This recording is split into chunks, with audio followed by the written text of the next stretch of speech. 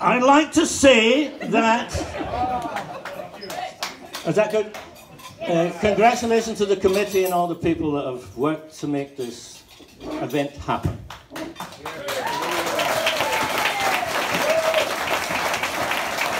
Can you hear me now? Right, okay. I'm going to talk about the early days. Yes. The first official meeting when the Constitution was drawn up and officers elected took place in the Pan Am building over from Westerport Station in September 1968. Steve Langhorne, an Aussie with Danish roots, worked for Pan Am. Steve chaired the meeting, attended by about 15 people. Steve elected himself as club captain in his usual democratic style.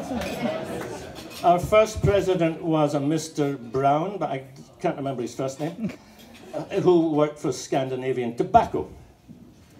I was elected team captain and played the role as a fly half until fly half. You got that? Fly half. Until 1971, when scrum half Mike Cook took over the captaincy. Now, there's some prehistory. Before we played our first game in a team, before the Exiles were officially formed, many expats played for Danish clubs.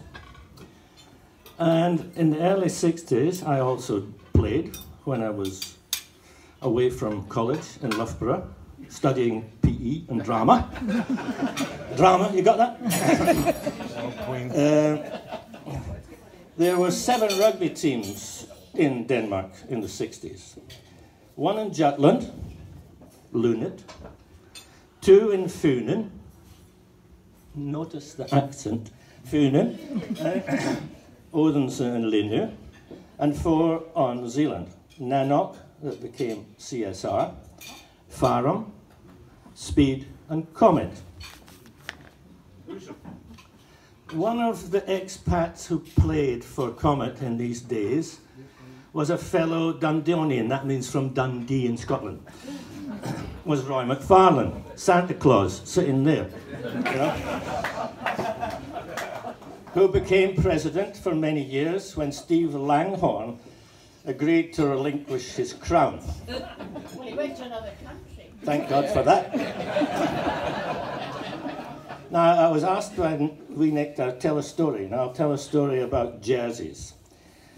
There was a guy called Dave Warren who was elected the secretary at the meeting, but he went off to Amsterdam. So we had a very enthusiastic optician called Bob Roop, who took over the job as secretary. We borrowed jerseys to play against clubs, and we didn't have any for a game against Odense. So Bob bought 15 or 20 white t-shirts, which he got his wife to dye, so we had a black strip.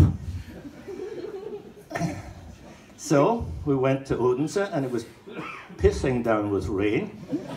So all the shirts in the forwards were ripped off their backs very early, and they were all looking like there was black dye on their white, red skins. And we won the game quite easily, actually, but that's the story about... That's the story about shirts.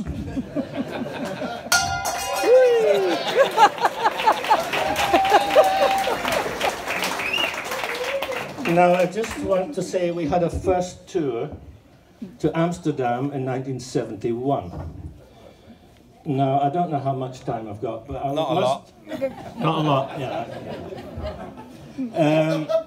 We took the train down, got there at 6 in the morning, did a lot of things before we played the game. We played the game, we won 3-0, Mike Cook kicked a penalty, and then we went into Amsterdam town, and everybody put money in a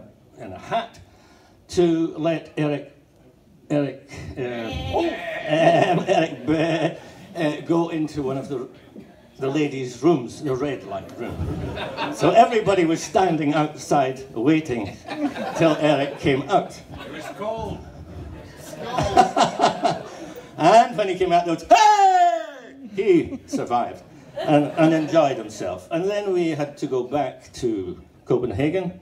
Sunday morning, everybody was very hungover, and we went back with Avis cars, which Mike Cook worked for. So the 4 Avis cars drove us back to Copenhagen on Sunday, so we were at work on Monday morning.